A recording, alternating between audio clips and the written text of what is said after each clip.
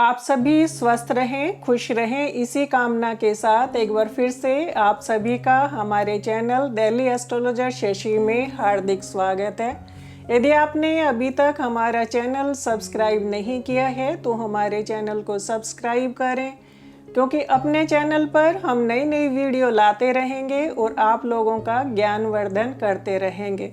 तो आइए देखते हैं सिंह का पुत्र अर्धकाय छाया ग्रह राहु अनैतिक संबंध बनाने का कारक, मिलावट का कारक, नशीले पदार्थों का कारक, देश निकाले का कारक, आत्महत्या के कारक, मति भ्रम के कारक, क्रोनिक बीमारी फैलाने के कारक राहु, जो 23 सितंबर 2020 को बुध की मिथुन राशि से निकल करके शुक्र की वृषभ यानी कि टॉरस साइन में गोचर करने वाले हैं। राहु एक राशि में 18 महीने तक रहते हैं, तो यहाँ पर 12 अप्रैल 2022 तक विराजमान रहेंगे तथा राहु के 180 डिग्री पर केतु विराजमान रहते हैं। केतु मोक्ष के कारण, आध्यात्मिकता के कारक होते हैं। तो आइए आज हम चर्चा करेंगे कि राहु और केतु के परिणाम कैसे रहेंगे। मतांतर के कारण कुछ लोग राहु को मिथुन राशि में उच्च का मानते हैं और कुछ वृषभ राशि में उच्च का मानते हैं। मिथुन राशि वायु तत्व की राशि होती है, बुध की राशि होती है, और वृषभ राशि शुक्र की राशि होती है और पृथ्वी तत्व की राशि होती है। तो तत्व की जब हम बात करें तो वायु तत्व की राशि में राहु का विराजमान होना, और आप हम सभी देख रहे हैं कि जो ये महामारी कोविड-19 का जो प्रकोप हो रहा है पूरी दुनिया में, तो कहीं ना कहीं राहु का मिथुन राशि में विराजमान होने के कारण भी ये एक कारण बना है इस बीमारी के फैलाव का। तो जैसे ही राहु फिक्स साइन में जा रहे हैं, पृथ्वी तत्व में जा रहे हैं, तो हमें इस बीमारी से भी छुटकारा मिलेगा। तो आइए अब हम चर्चा करते हैं मेष राशि से लेकर के मीन राशि तक उच्च के राहु क्या क्या परिणाम देने वाले रहेंगे। आइए एक नज़र डालते हैं मिथुन राशि वालों के लिए 12वें घर में स्थित उच्च के राहु क्या परिणाम दाता रहेंगे। तो सबसे पहले जो जातक विदेश जाने की तैयारी में थे तो वो खुश हो जाएं, उनके विदेश जाने के योग बन गए हैं। जो अभी तक बाधाएं आ रही थी तो वो बाधा खत्म होने का समय आ गया है। पिछले 18 महीने से मिथुन राशि वालों के लग्न में राहु स्थित होकर के जो मति भ्रम कर रहे थे, पढ़ाई को लेकर के कंफ्यूज कर रहे थे, बच्चों को लेकर के मतभेद क्रिएट कर रहे थे, या जीवन साथी से जो भी मतभेद थे, तो इस राहु के गोचर का चेंज होना उनके लिए इन सभी प्रॉब्लम से छुटकारा दिलाने वाला रहेगा। पिछले 18 महीने मिथुन राशि वाले जो भी मानसिक कष्ट या शारीरिक कष्ट से गुजर रहे थे, तो उससे छुटकारा पाने का समय आ गया है। 12वां घर विदेश के लिए देखा जाता है और राहु को विदेशी प्लेनेट ही माना जाता है, मलेच्छ इसको कहा जाता है। तो जब भी राहु की दशा आती है, गोचर आता है या 12वां घर एक्टिवेट होता है और जातक यदि विदेश जाने की तैयारी में होते हैं तो उनको उसमें कामयाबी मिल जाती है। तो मिथुन राशि वाले यदि विदेश जाने की तैयारी कर रहे थे तो इस समय पर उचित समय होगा आपका विदेश जाने के लिए, क्योंकि आपके 12वें घर में स्थित होकर के राहु आपके चौथे, छठे और 8वें घर को दृष्टि प्रदान कर रहे हैं। चौथा घर हमारा मातृ सुख, मातृभूमि के लिए देखा जाता है और राहु शनिवत होने के कारण विच्छेदक ग्रह भी कहलाता है। पहले विदेश जाना एक तरीके से सजा मानी जाती थी, लेकिन देश काल पात्र के हिसाब से समय के अनुसार उनके परिणाम चेंज होते चले गए। तो इस समय पर विदेश जाना, विदेश में सेटल्ड होना कहीं ना कहीं एक स्टेटस सिंबल भी बनता जा रहा है। तो मिथुन राशि वाले यदि इस समय पर कोशिश करेंगे तो उनको विदेश जाने में कामयाबी मिल जाएगी।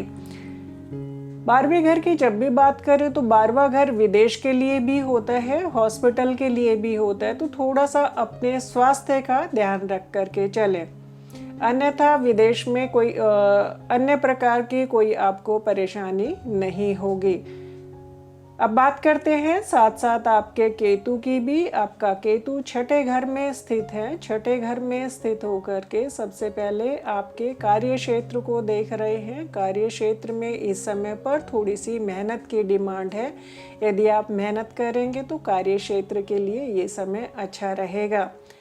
छठे घर से केतु आपके 12वें घर को देख रहे हैं। 12वां घर विदेश के लिए भी होता है और 12वां घर आँख के लिए भी देखा जाता है। तो इस समय पर अपनी आँखों का ध्यान रख करके चलें। छठे घर से केतु आपके सेकंड हाउस को भी देख रहे हैं। सेकंड हाउस धन के लिए भी देखा जाता है और सेकंड हाउस कुटुंब के लिए भी देखा जाता है तथा सेकंड हाउस आँख के लिए भी देखा जाता है। दूसरा और 12वां घर दोनों ही आँखों के लिए देखे जाते हैं। तो दूसरे और 12वें घर पर जब भी अशुभ ग्रहों का प्रभाव पड़ता है तो जातक की आंखों से संबंधित बीमारी दे देता है। आई साइट वीक हो जाती है। तो इस समय पर अपना आंखों का ध्यान रख करके चले। टीवी, मोबाइल, लैपटॉप पर थोड़ा कम समय व्यतीत करें क्योंकि राहु को गैजेट्स का कारक भी माना जाता है और शुक्र की राशि में है। तो जातक इस समय पर ज़्यादा से ज़्यादा समय अपने लैपटॉप, टीवी या मोबाइल पर ज़्यादा स्पेंड करते हैं। तो सबसे पहले आंखें हमें देखनी चाहिए, बाकी चीज़ें तो बाद की है। तो जितना ज़रूरी है उतना ही इन चीज़ों का उपयोग करें और अपनी आंखों का ध्यान रखें। 12वां घर खर्च के लिए भी देखा जाता है और छठा घर लोन वगैरह के लिए भी देखा जाता है। तो 12वें घर पर इतना विदेश में जाकर के इतना ज़्यादा खर्च नहीं करें या विदेश जाने के लिए किसी एजेंट के चक्कर में नहीं आ जाएं कि आपका जो बचत थी, जो आपका पैसा था, वो आवश्यकता से अधिक खर्च हो जाए और वहाँ जा कर के फिर आपको परेशानियों का सामना करना पड़े। क्योंकि जब भी राहु का गोचर आता है तो जातक कहीं ना कहीं राहु को इसीलिए मति भ्रम का कारक माना जाता है क्योंकि राहु हमें हकीकत नहीं पहचानने देता है। इस समय पर जातक किसी की भी बातों में आ जाता है। यदि इनकी लाइफ में कोई ऐसा व्यक्ति आ जाए जो ये करना चाह रहे हैं और उसी तरीके के यदि वे स्वप्न दिखा दे तो मिथुन राशि वाले उनकी बातों में आ सकते हैं। वैसे तो बुध की राशि है, समझदार राशि होती है, लेकिन मति भ्रम नहीं हो, राहु का पूरा इम्पैक्ट नहीं आ जाए। तो इसलिए यदि हम जितना सोच समझ करके डिसीजन लेंगे तो उतना ही आपके लिए राहु और केतु का गोचर अच्छा परिणाम दाता रहेगा। आइए अब चर्चा करते हैं कर्क राशि वालों के लिए उच्च के राहु के क्या परिणाम रहेंगे। उच्च का राहु अति सुंदर गोचर रहेगा। अभी तक कर्क राशि वाले जो इच्छा कर रहे थे, किसी भी प्रकार की इच्छा थी, वो धन लाभ की हो या अन्य इच्छा हो, इच्छा पूर्ति करने वाला राहु का गोचर रहेगा।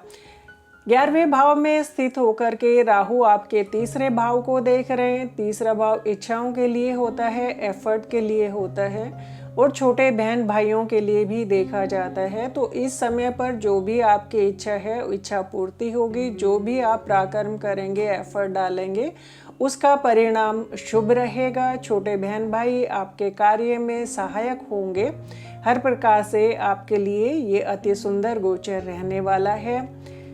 कर्क राशि वाले पिछले 18 महीने से जो मेहनत कर रहे थे और उसका परिणाम उनको नहीं मिल पा रहा था, या कर्क राशि वाले यदि एमएनसीज में, यदि विदेशी कंपनी में कार्यरत थे या विदेश में कार्यरत थे और उससे इनको अच्छा परिणाम नहीं मिल पा रहा था, लाभ नहीं मिल पा रहा था, तो कर्क राशि वालों के लिए ये 18 महीने हर प्रकार से लाभ प्राप्त करने वाला रहेगा। यदि आप पॉलिटिक्स में हैं तो ये पॉलिटिशियन के लिए राहु का गोचर बहुत अच्छा रहेगा क्योंकि राहु को पॉलिटिक्स का भी कारक माना जाता है। तो इस समय पर जो भी आप मेहनत करेंगे वो मेहनत रंग लाएगी, लोगों में आपके इमेज अच्छी बनेगी और आपको हर प्रकार से लाभ कराएगा। 5वें भाव में केतु है और 5वां भाव बुद्धि के लिए भी देखा जाता है। तो 5वें भाव में उच्च के केतु होकर के मंगल की राशि में स्थित होने के कारण वृश्चिक राशि मंगल की राशि होती है और वृश्चिक राशि में केतु भी उच्च के माने जाते हैं। तो इस समय पर आपकी बुद्धि का तेज सभी तरफ रोशनी लाएगा। आपका जो भी डिसीजन होगा वो आपको लाभ कमाने के लिए आपको सहायक होगा। राहु और केतु का गोचर आपके लिए बहुत ही अच्छा रहने वाला है, क्योंकि आपका 11वें भाव से राहु आपके 7वें घर को भी देख रहे हैं। 7वां घर जीवन साथी के लिए भी देखा जाता है और 7वां घर बिजनेस के लिए भी देखा जाता है। 7वें घर में 7वें भाव के लॉर्ड भी स्थित हैं और राहु को भी शनिवत माना जाता है। तो इस समय पर आपके व्यापार के लिए ये समय बहुत ही अच्छा रहने वाला रहेगा। यदि आप नौकरी करते हैं तो 7वें घर को भावत भावम की बात करें तो नौकरी के लिए भी देखा जाता है और बिजनेस के लिए भी देखा जाता है। तो इस समय पर कर्क राशि वालों का हर प्रकार से अच्छा ही रहेगा। कोविड-19 चलने के कारण, इस महामारी के कारण यदि अनलकीली आपकी नौकरी छूट गई है तो आपको नौकरी मिलने का भी योग बन रहा है। मेहनत करिएगा। यदि आप थोड़ा सा अपना एफर्ट डालते हैं, थोड़ी सी कोशिश करते हैं तो राहु और केतु का गोचर आपको नौकरी प्राप्ति में भी सहायक होगा। यदि आप नौकरी करते हैं तो उसमें आपको पदोन्नति मिलने का योग बन रहा है और यदि अभी तक आपके पास नौकरी नहीं है तो नौकरी प्राप्ति का भी योग बन रहा है। राहु और केतु के गोचर का पूरा फायदा उठाइएगा। जब भी हम किसी भी गोचर की बात करते हैं तो हर गोचर का परिणाम हमें जब भी मिलता है जब हमारी कुंडली में उस प्रकार के योग बन रहे हो, योग को फलित करने वाली दशा भी चल रही हो, तो तभी हमें पूरा परिणाम मिल पाता है। क्योंकि गोचर के दम पर हम कोई भी डिसीजन नहीं ले। ये इसलिए बताया जाता है कि कई बार हम योग और दशा नहीं देखते, खाली गोचर के दम पर ही हम कुछ डिसीजन ले जाते हैं और फिर ये शिकायत भी सुनने को मिलती है कि जो चीज़ बताई गई थी उसका परिणाम हमें क्यों नहीं मिला। तो उसका अच्छा परिणाम आपको मिले, इसीलिए आपको ये चीज़ बताई जा रही है कि एक बार कुंडली में बनने वाले योग और योग को फलित करने वाली दशा का भी ध्यान रखें। क्योंकि कोई भी गोचर में कोई भी प्लैनेट जब भी अपने अच्छे रिजल्ट देता है, यदि कुंडली में वो बली हो, उसकी महादशा अंतर या प्रत्यंत्र चल रहा हो, तभी वो अपना अच्छा परिणाम देता है। तो पूरे परिणाम हम अगर पाना चाहते हैं तो उसमें हमें तीनों चीज़ों का ही ध्यान रखना चाहिए, तभी हमें पूरे परिणाम मिल पाएंगे। यदि आपकी कुंडली में ये अच्छे योग बन रहे हैं तो फिर कोई शक नहीं है कि आपको धन का लाभ नहीं हो, आपकी इच्छा पूर्ति नहीं हो। यदि आपको हमारी ये वीडियो पसंद आई हो तो लाइक करें, शेयर करें, कमेंट्स करें। Thank you.